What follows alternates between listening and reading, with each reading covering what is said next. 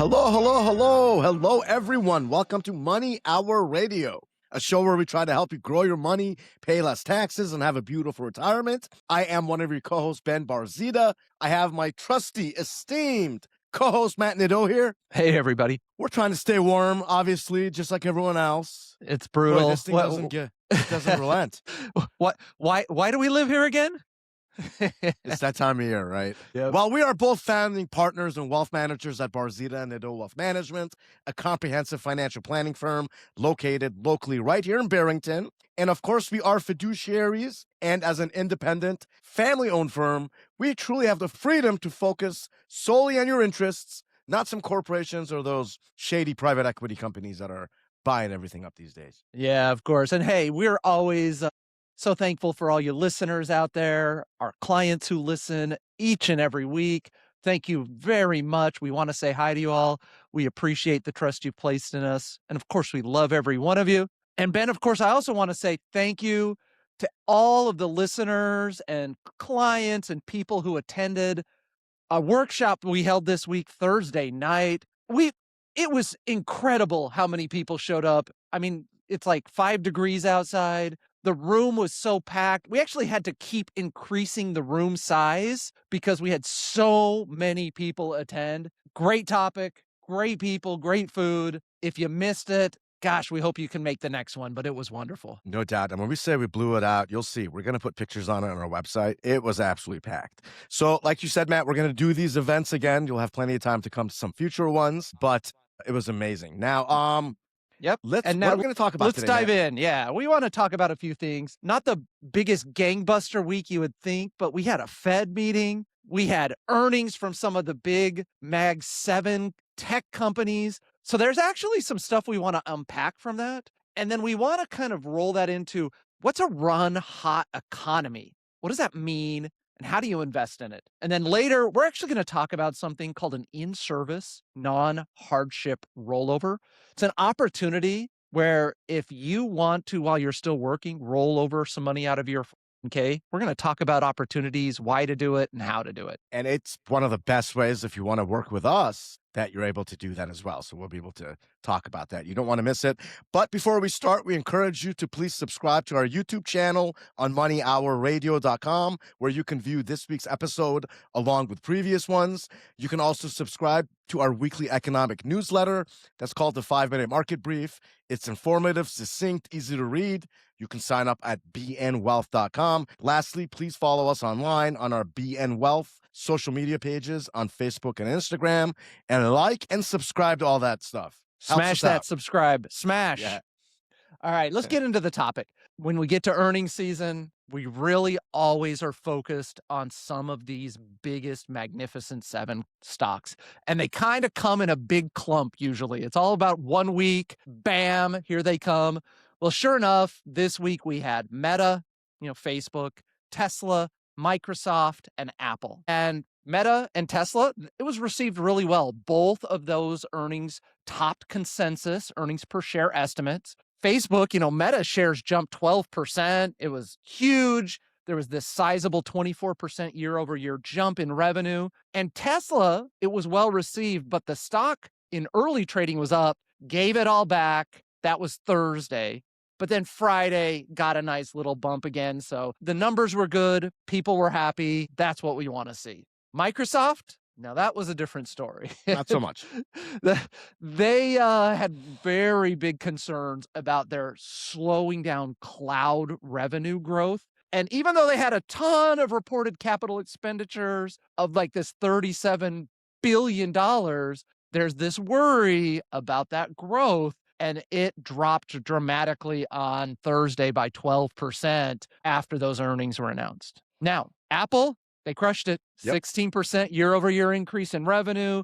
You know what's still killing it? The iPhone. It's a classic. It's doing great. It climbed by 23% the revenue over the iPhone. So no doubt. All in all, a good earnings season so far for the Mag 7. No doubt. All right, let's talk about the Fed. So this segment and the next one kind of go hand in hand because the theme is going to be inflation. So the Fed kept interest rates steady as was universally expected, but the Fed did make 3 hawkish tweaks to the statement. First, the Fed upgraded economic growth in the initial sentence of the statement, stating that growth expanded at a solid pace, which is better than the moderate pace wording from the December meeting. Better growth means, guess what? Less of a need for rate cuts. Second, the Fed upgraded its commentary on the labor market, stating that unemployment rate is showing some signs of stabilization. That is better than noting that unemployment rate had edged up, which they said in December. So guess what? A stable unemployment rate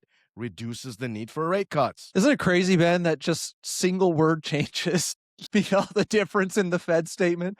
No doubt. Edged up, Yeah. stabilization. But that's the clues that everybody's looking for to see what the Fed's going to do in the future. And then, so third, the other thing that we noticed that was slightly hawkish is the Fed actually changed its view of the balance of risks, which is inflation versus growth, and they updated it to be equal. Now, that's a change from December when the Fed essentially still said it was actually more worried about growth than inflation. So if the Fed is less worried about growth and views the risk of growth and inflation as equal, well, there's really not less need to do any cuts. And finally, the Fed made no changes to its inflation language, stating that it remained somewhat elevated, which basically tells us the Fed doesn't think inflation has declined much. In addition, Treasury Secretary Bessent, he actually hinted that Uber Dove Stephen Moran could remain a member of the Federal Reserve Board, which added to inflation worries ahead of the conclusion of the Fed meeting. So this takes us to our next topic, which is what is a run-hot economy and how to invest in it? If we're going to have all these inflationary pressures, what do we do? Well, a run-hot economy means an economy that is very strong, but with higher inflation. Now, ideally, the sweet spot is you want a very strong economy with lower or moderate inflation, but that's sometimes very hard to do. A strong economy and higher inflation, they generally go hand in hand. But a run-hot economy is not bad for the stock market. In fact, it's quite the opposite, like we've seen over the last year. You just need to know how to invest in it, what to buy, and potentially what to avoid. Yeah, and that makes sense. You know, when you have the economy running well, people typically have money, businesses are doing well, they raise their prices. So we want to talk about what's causing this economy to actually run hot. And the totality of the Trump administration's policies is actually creating some of this run hot economy. So specifically, a huge thing we talked about at our workshop, the administration did these big tax cut changes. That's pro-growth. Pressured with lower interest rates, pro-growth. They enacted sweeping deregulation and courted direct investment from foreign companies in exchange for tariff relief. All of those are pro-growth. Now, the positive side of these policies is very resilient and solid economic growth. The downside, however, is the affordability issue facing the country as ever increasing amounts of money kind of chase a specific finite amount of goods and services. Add in some tariffs and the immigration crackdown, which actually does reduce the supply of cheap labor, and it just adds potentially more inflation. No doubt. And President Trump sent the 4+ year lows on the dollar even further on Tuesday, where he said basically that there's nothing wrong with a weaker dollar. He likes that, which very, again, pro-growth type of sentiment for the economy. So here's why a weaker dollar is inflationary. Well, first, a weaker dollar makes imports more expensive. And despite efforts to reshore, the reality is that, in the United States, we're still importing a lot of stuff. Second, it boosts earnings because companies that sell goods to foreign countries, it's not cheaper for their customers. Third, it makes real assets more expensive. Gold is surging, as is silver. Oil has rallied, and so has natural gas. And there's some other fundamental reasons for that. But bottom line is a weaker dollar pushes up those assets as they cannot be devalued like currency. So the net result of all of this is a run-hot economy. Now, Matt, how do we invest in it? Yeah, what do we like? Small companies are going to do better over large companies, value over growth. You want to look at cyclical sectors like consumer discretionary, maybe energy, industrial, financials, materials. And we talked about the hard assets, gold, silver. Now, we're invested in many of those areas in our advance and protect process that we manage for our clients, small cap, international, hard assets. We still do like some of the tech and the AI, but we want to move into some of these areas. And we haven't taken our foot off the gas. We're growth oriented. In some models, we're 100% equities for those clients. So, anyway, we monitor these positions every day, and we will literally get out of the market if things get worse.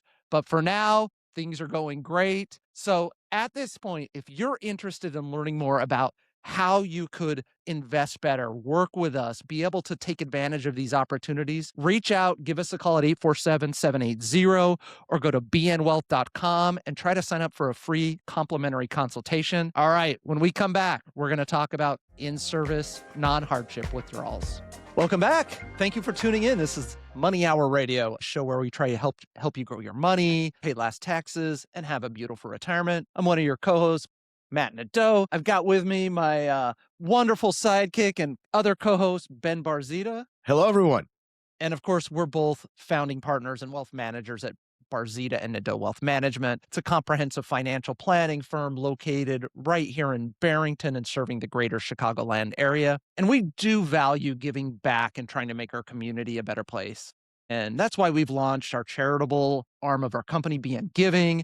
And it's a way for us to invest in your purpose with you. Here's how it works. If you become one of our clients and you're a faithful tither or a giver to a qualified 501c3 charity, just let us know. Each year, we will match your donation up to 10% of the management fee that you pay us. And as our firm grows, so does the collective positive impact that we can have. It's such a neat concept. We actually have a fantastic 10-minute video on our YouTube page on moneyhourradio.com titled The 6 Best Ways to Give to a Church or Charity. And if you're part of a church or another charitable organization, you should watch that and learn more about the most tax-efficient ways to give. And if you like, we would love to connect. Our team offers complimentary educational options and workshops on tax-efficient giving. That way you can allow your donors to maximize their tax deductions while the church or charity actually gets more money than they would have otherwise. And by the way, if you're not a regular giver, of course, that's okay too. A lot of people aren't.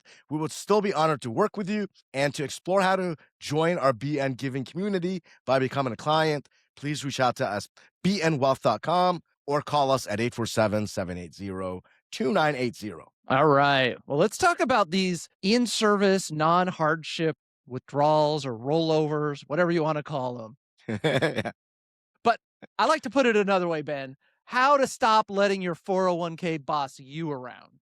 Tell them. Yeah, that's right. We're going to tell you who the boss is. So let's start with a simple truth. Most 401k plans, they mean well, but they're kind of control freaks. They tell you where you can invest, how much freedom you get, and usually won't let your money leave until you quit your job or retire. An in-service non-hardship rollover is one of these rare loopholes that lets you politely say, but I got this, while still keeping your job. So what is an in-service non-hardship rollover?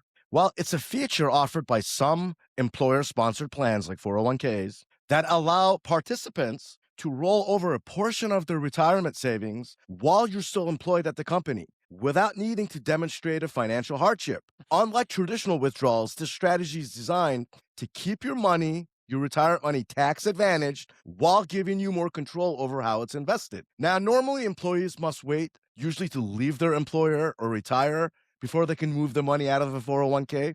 But if your plan allows these in-service non-hardship withdrawals or rollovers, which a lot of them do, often after reaching 59 and a half, you can then transfer eligible funds directly into an IRA, typically through what's called a direct rollover. And because the funds move from one qualified retirement account to another 401k to IRA, basically, no taxes or early withdrawal penalties are applied when done properly. That's right. It's important to do that properly. Don't take that money, go out and have a good time, buy a boat. You're going to have to pay taxes on it. So you do that direct rollover. So let's talk about how it works. The process begins first. You got to confirm that your employer's 401k actually allows these in-service non-hardship withdrawals.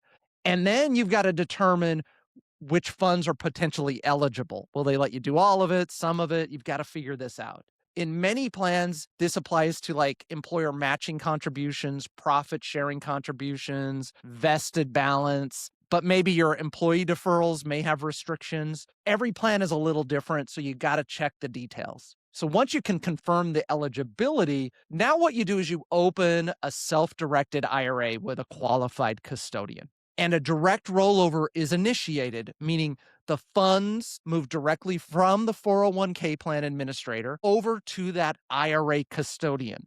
Now, this is important because a lot of times you got this mandatory tax withholding when you take money out of your 401k. It avoids that. You don't get that tax withholding, and the entire transaction remains a non taxable event. So, after the rollover is complete, well, now the assets are held in your self directed IRA where you, not your employer, control the decisions and how you want to invest. Do you want to hire somebody? You've got all these opportunities. Meanwhile, your K is still intact that you left behind, however much you left in there, and you keep making contributions to that 401k. You keep getting the company match, no bridges burned. You know what's funny about that is over the years, I've actually had a few clients when I've talked to them uh, about this option. And what's funny is one of the things they ask me is my employer going to get mad? Are they going to know that I'm taking my money out of there? And I You're like, told them no. they like Don't worry about 99% of the time, they it. won't even know.